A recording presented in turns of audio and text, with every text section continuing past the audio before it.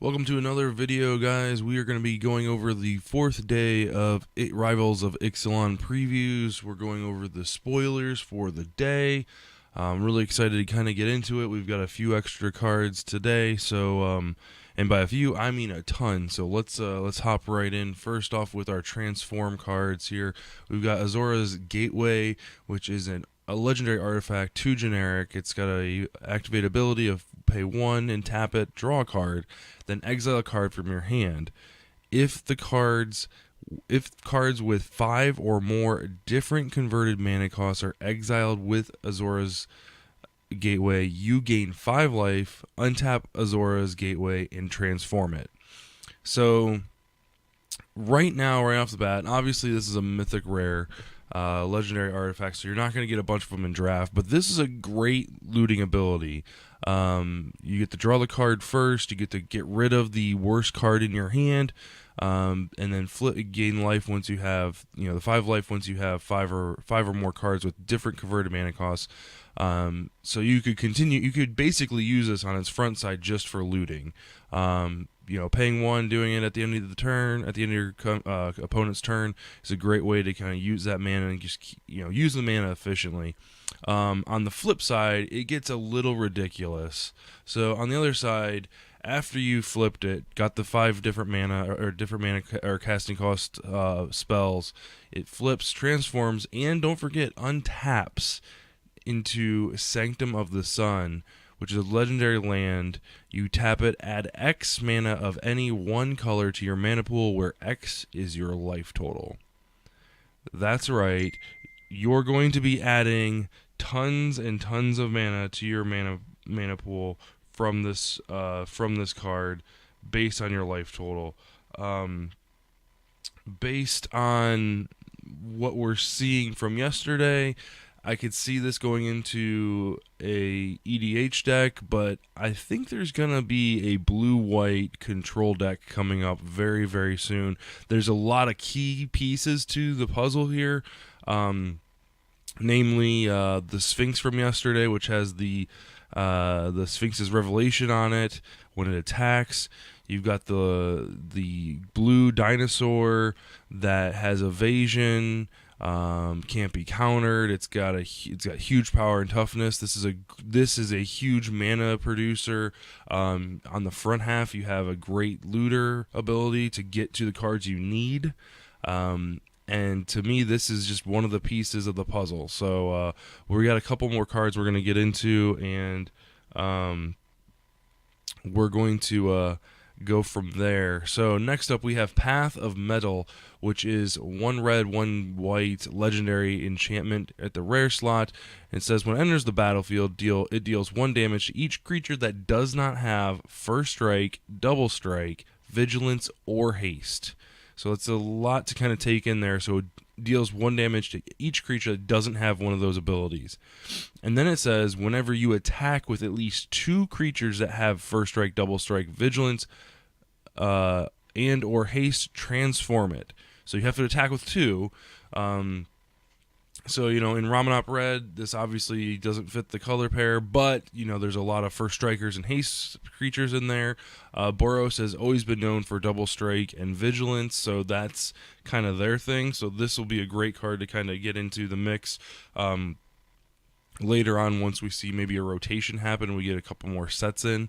But it transforms into Mezzatali Tower of Triumph. You can tap it to add 1 mana of any color to your mana pool. 1 red, 1 generic, tap it. It deals 2 damage to each opponent. Or you can tap 2 generic and 1 white, tap it, and choose a creature at random that attacked this turn and destroy that creature. So, obviously, this is probably one of the weaker of the legendary lands. Still has some key components in EDH and multiplayer games because of each opponent. Also, it would if you happen to open this up in your sealed or draft, it's not too bad. Dealing the 2 damage each turn, definitely something that can is difficult to deal with because of the there's hardly any land destruction. So being able to pay 2, deal 2 damage, there's no downside to this. In Two-Headed Giant, 4 damage for 2 mana is fantastic. I guess for 3 mana, really, because you have to tap it. So all in all, not too shabby. Probably won't see a lot of play overall in Standard, but still a fun card in Casual. All right, so let's get into the red spells here. First up is our Dire Fleet Daredevil. It's 1 red, 1 generic creature. It's a 2/1 at the rare slot. And it says, when Dire Fleet Daredevil enters the battlefield, exile target instant or sorcery card from an opponent's graveyard. Opponent's graveyard. Key word there. Opponents. You can cast that card this turn, and you may spend mana as though it were mana of any color. If the card would be put into a graveyard this turn, exile it instead. So, when it enters the battlefield, so this is basically like a Snapcaster Mage, 2.0, powered down a little bit, same power and toughness, drops the flash, and has switched gears to your opponent. Kind of like what what's red is known for. It's a lot of fun. I can see it being played, in Standard quite a bit. It's on curve. Ramanop Red was, looking for something to play against control decks. This is, it's good late game, it's good early game. So it's going to be a lot of fun to play with. Mutiny is next. That's 1 red for a sorcery at the common level. Target creature an opponent controls deals damage equal to its power to another target creature that player controls. So it's kind of like a reverse fight card. So obviously your opponent has to have 2 creatures, and it's an okay removal spell. I mean, it's 1 mana, so it's not a huge mana sink. It's a decent removal spell. You'll probably play 2 or 3 of these in your red decks. If you're splashing red, definitely put, you can probably put 1 in your deck, in your limited, sealed, and as well in your Two-Headed Giant decks. Let's see here. Blood Sun is next. It is 2 generic, 1 red for enchantment at the rare level. When it enters the battlefield, to draw a card, so that's fantastic. It gets to replace itself immediately. And then it also says all lands lose all abilities except mana abilities. There's no Blood Moon, because you can still it doesn't hit like Tron lands. They still tap for colorless land and colorless mana and stuff like that. But it does hit like your fetch lands and things like that. This does away with a lot of the lands in the set, in the Ixalan block. So that's kind of fun. If you open this up in limited, I apologize. It's not worth it. It's not worth it in sealed. There's just not enough at the common and uncommon level for it to be any impact whatsoever. So fun card nevertheless. Be great in Commander and multiplayer games, just to kind of screw with everybody, because everybody plays the fancy lands and things like that to get the most out of their decks. So moving on to some more red, we've got Sun-Collared Raptor, 1 generic, 1 red for a dinosaur at the common level. It's a 1/2 with trample. And you can pay 3, 2 generic and 1 red. Sun-Collared Raptor gets +3/+0 until end of turn. So not too bad at all. I mean, essentially it's like Fire Breathing on steroids, because normally Fire Breathing would be +1/+0 for 1 mana. So, it just comes in pairs of 3. So making this a 4/2 with trample isn't the worst thing in the world. So it's a good little creature. It's definitely a mana sink towards the end of the game. So if you've got like an extra 6 or 9 mana and you want to deal some extra 10 points of damage, this is a great way to do it. Next up, we've got Buccaneers Bravo. It's 1 generic and 1 red instant at common level. Choose 1. Target creature gets +1/+1 and gains first strike until end of turn, or target player gets +1/+1 and double strike until end of turn. So definitely in your pirate deck, this is where you want to be. Anywhere else, it's not really going to it's not really going to affect you. I mean, I guess +1/+1 and first strike is a positive, but obviously this is meant for pirate decks. So next up, we have another translation card, Silver Armored Ferocidon. This is a rare 8/5 with Enrage that says whenever Silver Armored Ferocidon is dealt damage, each opponent sacrifices a permanent for 2 red and 5 generic mana casting cost. I love the ability.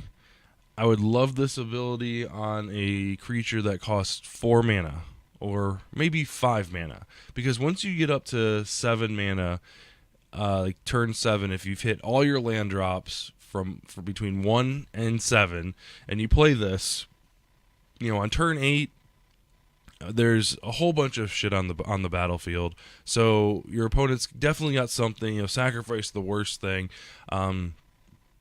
It might have, room in like a red green ramp deck that you've got a bunch of your twin bolts and a bunch of your enrage spells and things like that can trigger this multiple times a turn. If you've got a way to ping a creature in Commander, this is a great way to kind of go all in. In Two-Headed Giant, it gets a little bit better because each opponent has to sacrifice a permanent, so that means both heads of the giant have to sacrifice, so you get a little bit extra bang for your buck there.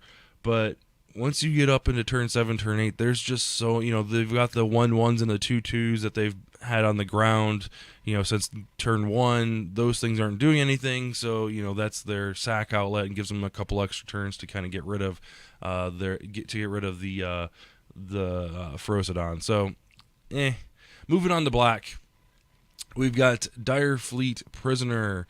There we go. 1 black, 1 generic for a rare human pirate. It's a 2/2 with flash and death touch, and when it enters the battlefield, target attacking pirate you control gets +1/+1 and gains death touch. This is great for kind of I gotcha a little bit there. So I mean, you obviously go to attacks, then you pass priority, let your defending player block, but before combat damage is dealt, if there are favorable blocks or attacks and blocks and damage points that are going to be change hands, this is a great way for you to win a combat. Attacking and death touch never really go good together. If it was just target pirate you control gets +1/+1, then you can, on the back end, you could use it for blocking, and you can give another creature death touch. So I don't think this is quite on par with what we need in the black pirate deck. Obviously in standard, in sealed, it's going to be, a 2/2 bear with flash and death touch. That's always good, right? That's on its own. You can flash it in on defense and block with it. That's perfectly fine. The only problem becomes when you're attacking. So, it doesn't get the full effect. But anyway, moving on. We've got Arterial Flow, which is 2 black and 1 generic for a sorcery that reads each opponent discards 2 cards. If you control a vampire, each opponent loses 2 life and you gain 2 life. This is a Two-Headed Giant powerhouse. Paying 3 mana for 4, you gain 2 life, they lose 4 life if you control a vampire, and they discard 4 cards. That's huge. If you get multiple, play every one of these in your deck. Obviously, if you don't control a vampire, it gets significantly worse. But having them discard 4 cards for 3 mana, that's pretty powerful. And if you consider when you play this, if you play this on curve on turn 3, they probably only have 4 or 5 cards in their hand. So chances are you're going to get a decent card. You're going to get the 2 worst cards, obviously. But if you wait, till maybe turn 4 or turn 5 when they've got their, 6 or 7 drop in their hand, this might be a good way to kind of get those out of their hands. So holding on to this past turn 3 might be a better option. Although getting that card advantage early on in the game goes a long way as well. So Moment of Craving is the next card. It's 1 black, 1 generic instant. Target creature target creature gets -2/-2 until end of turn, and you gain 2 life. This is actually a pretty good card. Being able to, in sealed, being able to knock down, and pretty much any token in the first couple turns. This is going to really hate on red. In standard, this is a huge advantage for cards that are playing black to help get rid of Ramanat red creatures and things like that. Just being able to destroy any creature at instant speed, leaving the 2 mana up on turn 2 gets rid of a lot of cards in that deck. And gaining the 2 life, it's okay, I guess. Masterminds acquisitions, 2 black, 2 generic, rare, sorcery. Choose 1. Search your library for a card. Put that card in your hand. Shuffle your library. So a tutor effect. And then the second one is search a card you own from outside the game and put it into your hand. So traditionally, when you're in a tournament setting or like at a pre-release, the second ability is basically targeting your sideboard.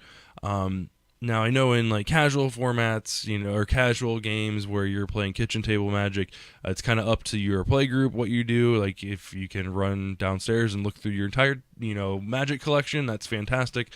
But usually in like 99% of cases, it's whatever's in your sideboard, you can bring it in. I really don't like these types of cards, searching for cards outside of the game. Searching for cards inside the game is actually really good. Being able to tutor up cards that will help you, answer a threat or answer, find a way to finish off your opponent. That's well worth it. Being able to draw that and put it in your hand, the fact that it's not limiting to non-creature, non-instant, it's a card. You could search for a land if you needed a land. So at the end of the day, I don't think it's going to see standard play, but in your sealed decks, in your 2-headed giant decks, it could work really well in your favor. Next up, we have a Champion of Twilight. It is 3 generic, black for a vampire knight 4/4 creature. And it says, when Champion of Twilight enters the battlefield, draw X cards and lose X life, where X is the number of vampires you control.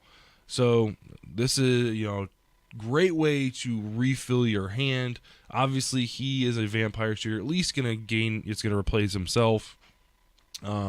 But hopefully by turn 5 or turn 6, whenever you play this, you've got a couple vampires on the battlefield, so you're going to be getting 2 or 3 cards back, which is huge value.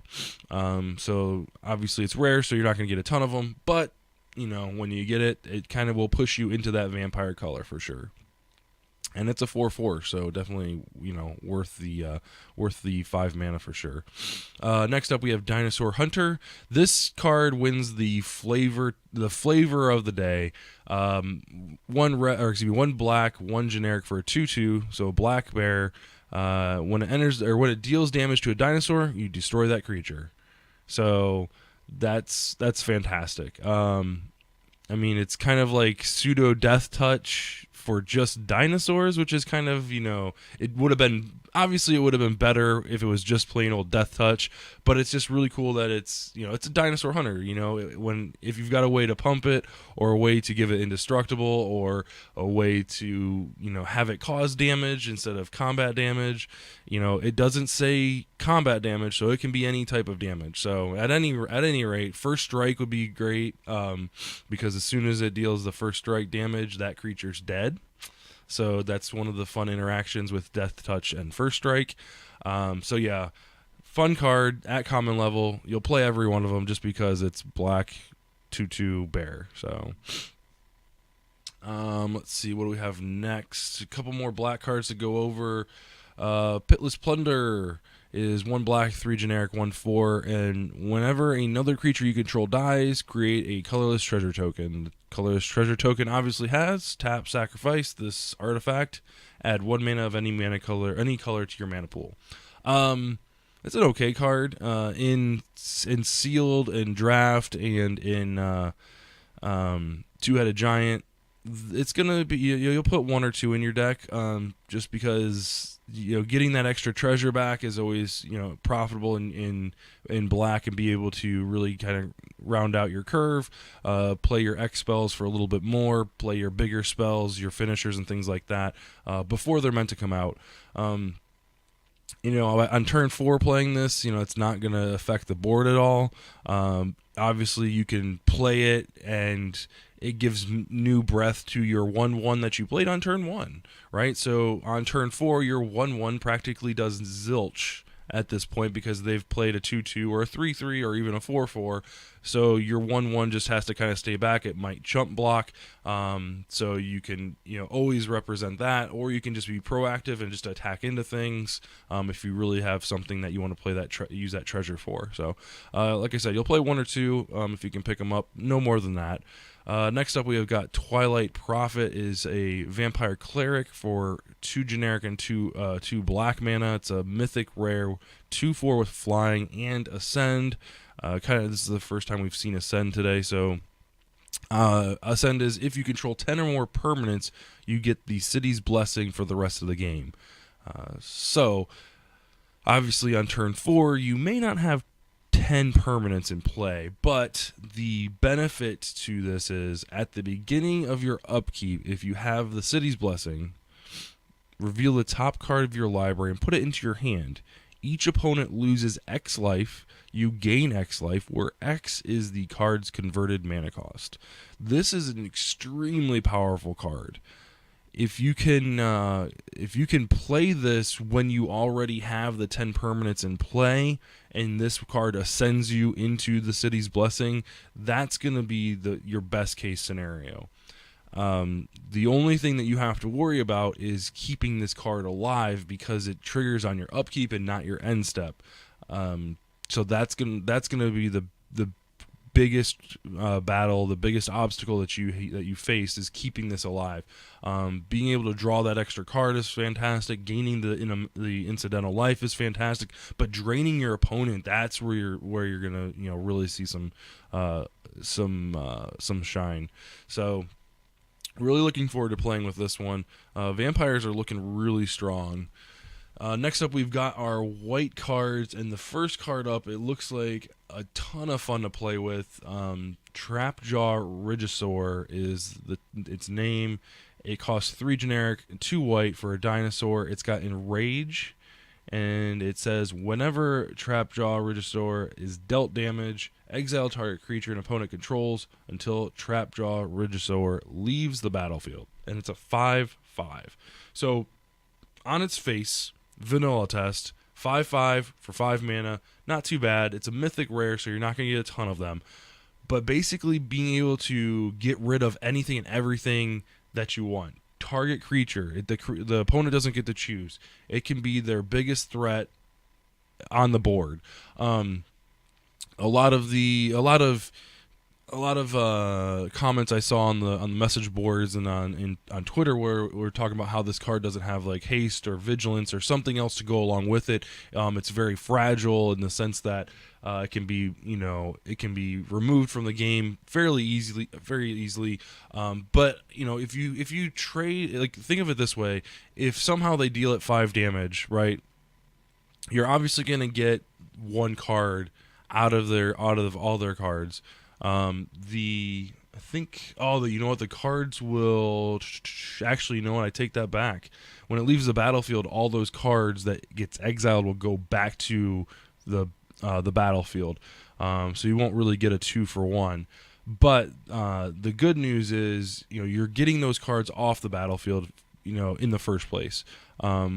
So being able to play this and ping the dinosaur for 1 with like a Ryle or something like that, even if it doesn't have haste, just being able to ping and get rid of something on your main first main step, and then going into attack mode, that or attack phase, that's in and of itself is a good play. If you can somehow give this thing haste, that's a good, that's another good step that you can take, getting a little bit more damage in. Obviously, if they don't block, that's in your favor because that's a quarter of their life. So at the end of the day, it looks like a lot of fun to play. This is one of the cards that pushed me into adding white to our red-green dinosaur deck, so we've kind of got a slot open for it. It's competing for, nothing. I don't think, as of right now, nothing's really competing with the Carnage Tyrant. That's pretty much the game winner. This, as a control ability, is fantastic. The reason why we chose to put white in is not only just because of this card, but also because of things like Ixalan's Binding and Suffocating Sands and things like that, to deal with things like Scarab God and to deal with Hezeret and things like that. But if we've got this card in play, it's a dinosaur, so it benefits from all the spells and abilities. B, it's got Enrage, so now we can take out the Ixalan's Binding and those other kind of Oblivion-esque ring spells, and just put in an extra Ryle or an extra Twin Bolt, and now we've got a couple extra ways to trigger our other Enrage abilities. So I think this Enrage deck is actually going to come along just fine. I'm still a little worried about the early game, but I think there's a couple extra cards that we'll be adding in there. So the next card, moving on, Slaughter the Strong. This is a white, one generic sorcery. Each player chooses any number of creatures with the total power of 4 or less, then sacrifice the rest. So this, the first time I read this, I thought, oh man, anything that has 4 or less they get to keep, that's terrible. But no, total power 4 or less. So they can keep a 4/4 and that's it. They can keep 4 1/1s, a 3/3, and a 1/1. Anything that equals up to 4, they can choose to keep. So when you're going wide, when you have an opponent going wide with vampire tokens, this will get rid of all but 4 of them, right? This is a fantastic card. It's at the rare slot. Obviously, Ramanat Red is a huge problem for a lot of people. This gets rid of the Cub in the energy decks extremely easily. Like, after turn 3, that thing is hitting for 4, 5, 6 man or 6. Actually, probably 6. Yeah, probably 6. So if you drop this during your turn, you've taken a few to the face from that thing, but this is an excellent way to deal with that deck. Deal with, it gets around. It doesn't get around the Scarab God because it's going to be coming back to their hand, but they still have to recast it. It gets rid of all the tokens. This gets rid of Hezeret. It does an excellent job answering all of those top deck issues. So another card that we might think about putting into at least maybe the sideboard of our dinosaur deck. Next up, we've got Suncrest Tranodon. This is a 4 generic, 1 white dinosaur with flying. It's a 2/5, and it has vigilance as long as you control another dinosaur. It's a common. This is a game winning card without a doubt. 5 defense, 2 damage in the air early game, or not early. I don't want to say early game, but it's definitely a clock. If you've got another dinosaur that you can keep back, or maybe a bigger dinosaur, a 3/3, a 4/4, or whatever, and you can send them both in. You've got this guy back to block, so damage is not gonna, it's gonna take 2 spells to take this thing out, damage wise. But it's definitely a force to be reckoned with. At 5 mana, it's a little bit on the high end, but when you think about what it can do once you have a dinosaur out, and if you're in the dinosaur tribal, by turn 5, I would hope you have some type of dinosaur onto the battlefield, so this thing can attack without tapping. So that's fantastic. Next up, we have our blue cards. Crafty Cut Pulse is cut purse is a 3 generic, 1 blue human pirate at the rare slot and it's a 2/2 with flash. And when it enters the battlefield, each token that would be created under an opponent's control this turn is created under your control instead. So this is a standard card. It's not going to be very good in limited versus your token decks where multiple tokens are coming into play. When your opponent tries to go off and create a whole bunch of tokens and go wide, this comes in and saves the day. I don't think it's that powerful. I think it's just going to be something that gets played in casual games. So next up we have a 3/2 pirate that is Fathom Fleet Mutineer. Mutineer. It's 3 generic and 1 blue. And it's got raid, and when it enters the battlefield, if you've attacked with a creature this turn, you may return target creature to its owner's hand. It's a little expensive for my liking. If you're in pirates and you've got some pirate, themed cards where the more you have, the better your cards get. This does get a little bit better. Unfortunately, at 4 mana, it's just not the 2 defense is just too weak to everything. It doesn't block very well. Being able to bounce a card back to their hand is fine, but there's so many enter the battlefield effects that it would be cause for concern to find a decent target.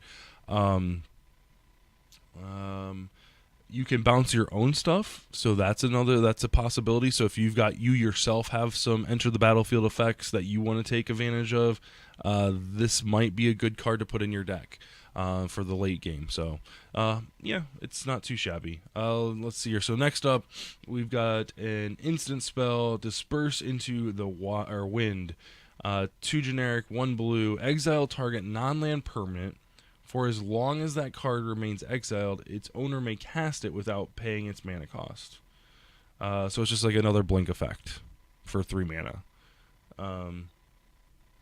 So you're looking at casting multiple, the same spell over again, enter the battlefield effects, things that really impact the game. So in blue, not too shabby. Pair that with white or black, I think you've got what you're looking for there. I believe Torrential Gearhawk would be another great asset to this card, or another a good target to have. So, kind of looking forward to see what it can do in standard for sure. All right, next up we've got some more blue. We've got Negate. Negate is back. 1 generic, 1 blue. Counter target non-creature spell. It's pretty straightforward. You might put one of these in your sealed deck just to make sure you've got some added protection, non-creature spell. There's a whole bunch of artifacts and instants and sorceries. Enchantments are a huge part of this set. Like we saw in Ixalan, enchantments played a huge role in the metagame for limited. So not too bad of a card to think about. It does bring it back into standard, which is nice. Hornswoggle is a 2 generic, 1 blue instant counter target creature spell. You create a colorless treasure token. So 3 mana counter spell. That's pretty much what we're getting nowadays. If treasure is a thing, this is probably your best bet. If you're looking to get your Ascend on. Remember, treasures count as permanent, so this is a way for an instant spell to leave behind a treasure as well as protect you a little bit. So it's nice that it's just 1 blue and not double blue, so you can kind of save the mana properly, and it's an uncommon. So Sea Legs is next. It's an enchantment aura for 1 blue. It's got flash. It enchants a creature. It gets +0/+2 as long as it's a pirate. Otherwise, it gets -2/-0. So if you're playing a pirate deck, it's positive. If you're playing against a pirate deck, it's not worth your time. So not really much to say. It's +0/+2 is great for defending things, I guess. I think that's about it. I don't think it's very good at all. All right, so moving on to our gold cards. This next card is another reason why I think blue-white is going to be a very popular deck in Standard coming up. A very strong control deck. You've got this Griffin. This is Repleasant Griffin is a 1 generic, 1 white, 1 blue flying 2/2 that has Ascend. And whenever it attacks, if you have City's Blessing, it gets a +1/+1 counter. So you can play this on turn 3 and feel perfectly fine about it. It's a flyer. It's a 2/2. It gets bigger when you have the proper land count. If you've got another 3-drop, I probably would go with that one first. This one gives you an opportunity later in the game, like if you play it when you have, as soon as you have 10 or as soon as you have Ascend, the City's Blessing triggered, so you can start attacking with it. That's the big thing. So I think it's a very powerful card for the control decks. The early game is where the controls tends to kind of to freak out a little bit. They don't have a lot of board. They're really focused on control, and this gives you an opportunity to play something if you, if your opponent taps out, if they don't play something on turn 3, play this on turn 4, or if they miss a land drop, things like that. Next up, we've got our multicolored Elder Dinosaur. This is Zakoma Primal Calamity, 6 generic, red, green, white for a 9/9. It has Vigilance, Reach, and Trample. And then it says, when it enters the battlefield, if you cast it, untap all your lands. Okay.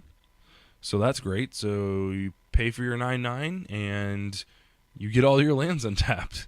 So a lot of spells will cheat this into play. As long as it says the word cast, you're untapping your land. We've seen these types of spells really kind of break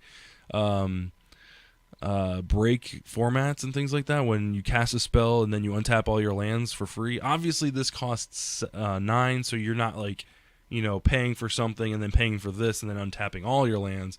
Most of the time, you're gonna have 9 lands. They're gonna all untap.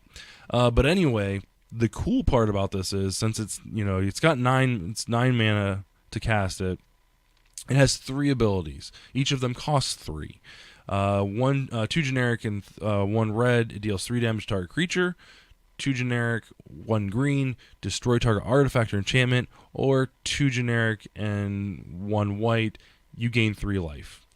So this thing can literally come down, untap your lands. It's a 9/9 Vigilance, Trample, Reach, and if you have 3 red mana, it can deal 9 damage the turn it comes down, because it untaps your land. You got the 9 mana untapped. Obviously, if you're using creature, mana dorks and things like that, those will not untap, so you're gonna kind of pigeonhole it to that. But being able to deal that 9 damage is huge. I mean, you're looking at 18 damage if you untap with this guy, or pass the turn with this guy rather, because you're going to untap your lands. So 18 damage. On top of that, you're going to have mana up the second turn it's down to finish the game. So it will end games. If you can't answer this, the turn it comes down, you are dead the next turn. Gorgeous. Because it'll come down. The turn it comes down, it'll deal you the 9 damage if the mana is represented correctly. You'll pass the turn. The turn will come back. You can attack with it. It's a 9/9, so there's 18 points of damage. And then to close it out, you just pay a little bit more, 3 more to close out those last 2 points. So it's definitely a force to be reckoned with. Next up, Raging Renaissor is 2 generic red-green for a 4/4. That's pretty good. But it has, when it attacks, it deals 1 damage to target creature or player. So, like I said before, if you have a way of, pinging creatures, this is a great way to do that. Obviously, attacking, it comes at a cost, but, giving it some type of evasion, yeah, it can go a long way. it's unfortunately in the Dinosaur deck, it's competing with Ripjaw Raptor for the 4-drop slot. But if you're looking to be aggressive and you can give this thing haste, you can catch some guys. You can catch your guys off guard. So what else we got?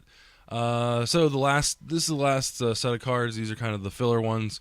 We got Deadeye Brawler, 2 generic, 1 blue, 1 black for 2/4 with Death Touch. It's got Ascend, and then when it deals combat damage to a player, if you have City's Blessing, draw a card.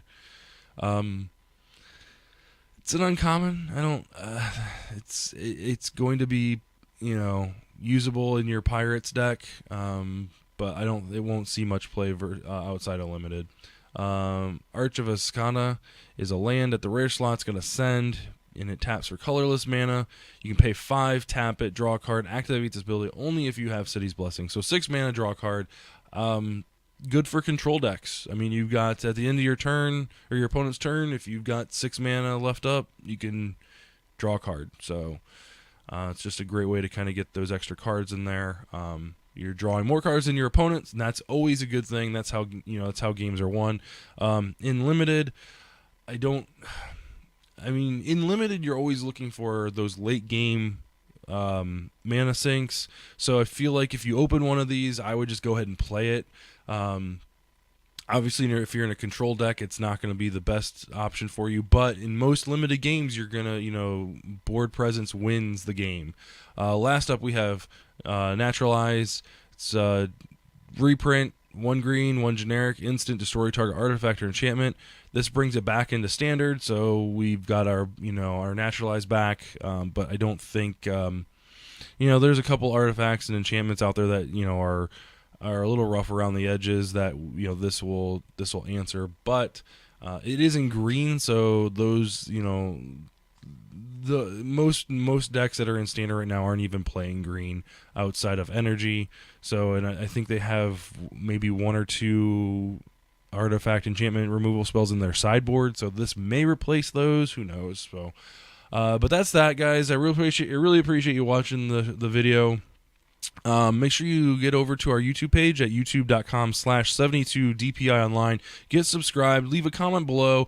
We got some really sweet cards today, and Wizards just keeps pumping out the the quality cards. I think this is going to really kind of bring Ixalan into the forefront of standard. It's going to be a fun draft format because the actual tribes are getting the support cards that they need.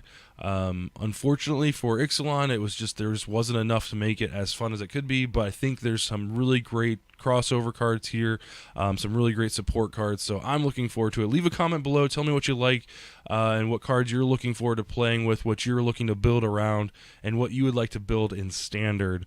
We'll be back tomorrow for day 5, and until then, have a great night, guys. Thanks for watching.